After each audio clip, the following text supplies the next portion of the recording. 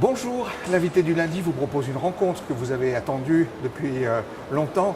Nous avons la joie d'accueillir Étienne Tête, Europe Écologie Les Verts. Auparavant, avant de commencer cette émission, et vous l'avez déjà fait, mais vous allez le faire à l'écoute des propos d'Étienne Tête, vous avez au bas de l'écran l'adresse de la rédaction, softvredactions@gmail.com. Vous pouvez réagir aux propos d'Étienne Tête et vous pouvez aussi lui poser toutes les questions que vous voulez. Étienne Tête, bonjour. Bonjour. Alors je suis heureux de vous avoir sur le plateau de Surf TV. Étienne Tête, d'abord un mot sur votre élection comme tête de liste.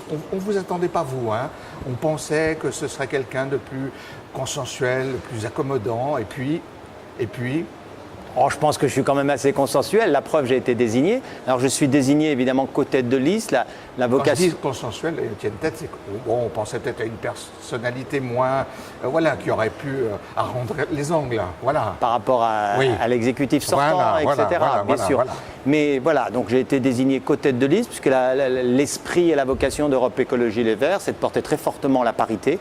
Donc, c'est une co-tête de liste paritaire avec Emeline Beaune.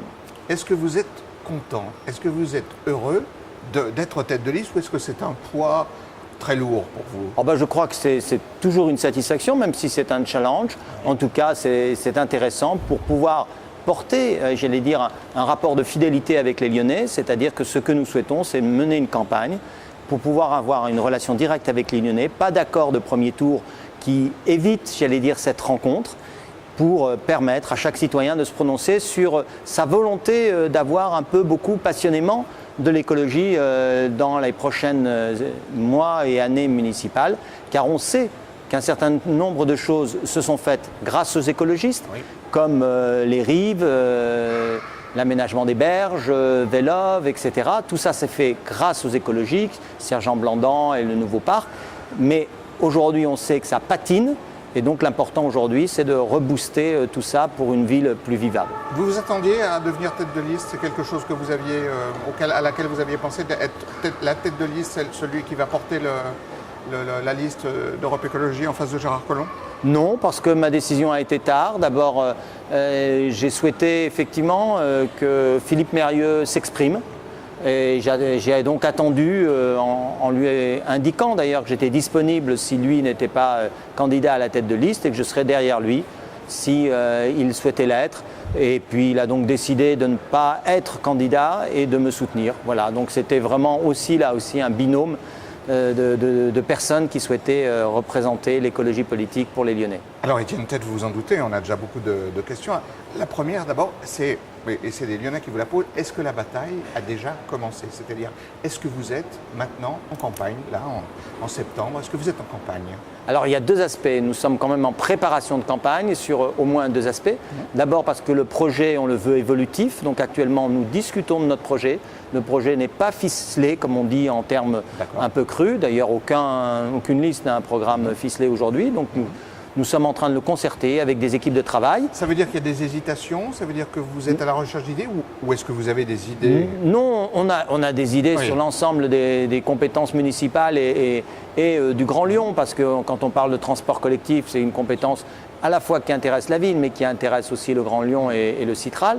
Donc on a bien sûr, depuis les nombreux mandats où les Verts étaient représentés, nous avons effectivement des projets, des lignes de conduite et une démarche politique extrêmement claire. Mais en revanche, on veut le confronter, de savoir comment il est reçu et éventuellement le faire évoluer, parce qu'on veut que notre projet soit l'exemple de la concertation qu'on sera capable de faire lorsque on sera en responsabilité. Alors, et puis l'autre chose, c'est que nous avons aussi une vocation à se rassembler. Et donc aujourd'hui, le rassemblement est un peu difficile parce que les autres partenaires potentiels n'ont pas encore pris de véritables décisions là-dessus. D'accord. C'est la question qui était posée par les téléspectateurs. Est-ce que vous êtes une liste de rassemblement? C'est-à-dire, est-ce que vous êtes seulement des Verts ou est-ce que des gens vont vous rejoindre ou pas? Et pourquoi d'ailleurs? Alors, dans toutes les élections municipales, il est évident que ce sont des listes souvent de rassemblement, quelle que soit la formation politique. Alors nous le voulons certainement plus fortement. Donc Europe Écologie Les Verts a lancé une initiative qui s'appelait Un Nouveau Souffle, qui a permis à chaque citoyen de s'inscrire s'il voulait participer à nos primaires, ce qui a été fait. Donc nous avons effectivement des personnes nouvelles qui sont venues nous rejoindre. Maintenant, la question se pose d'un rassemblement j'allais dire, vis-à-vis d'autres formations ou associations politiques qui souhaitent présenter des listes. Donc on est dans la deuxième phase du rassemblement, même si la première phase n'est pas terminée. Je veux dire, il y a encore des citoyens qui peuvent venir nous rejoindre et des personnalités intéressantes qui vont venir nous rejoindre et qui auront des places tout à fait intéressantes aussi sur nos listes, parce que les personnes qui nous apportent, évidemment, ont vocation à aussi prendre des responsabilités. Est-ce que par exemple les gens du Gramme, par exemple, ça peut être des gens qui peuvent vous rejoindre, ou est-ce qu'ils resteront tout à fait autonomes? Est-ce que Nathalie Perrin-Gilbert, est-ce que ce sont des gens qui peuvent venir vous rejoindre ou Alors c'est effectivement en débat, mais c'est en débat avec d'autres, parce que ça n'a pas de sens de ne se rassembler qu'avec une seule personne. Oui. Ça ne donnerait pas une véritable image de rassemblement. Et Nathalie Perrin-Gilbert, en tant que personne, était suppléante de Philippe Perrieux. Donc nous avons déjà un travail commun qui peut se continuer, qui peut éventuellement, selon ses propres désirs, être différent. Donc on va le voir. Et en tout cas, c'est en discussion. Et ça prend toujours plus de temps. C'est une évidence. Hein. Je veux dire, en ce sens-là, aucune liste n'est constituée. On sait que tant Havard que Gérard Collomb continuent à chercher éventuellement des personnalités de rassemblement. Est-ce que les Verts sont divisés à Lyon, hein, puisqu'on nous a parlé d'un nouveau groupe dans lequel il y a Gilles Bunat. Est-ce que les Verts, c'est une formation divisée? Quelle est votre position? Alors, les Verts ne sont pas divisés. Sur le groupe de 16 personnes, il y en a 4 qui sont évidemment partis, donc qui sont connus parce qu'ils étaient déjà partis dans leur tête.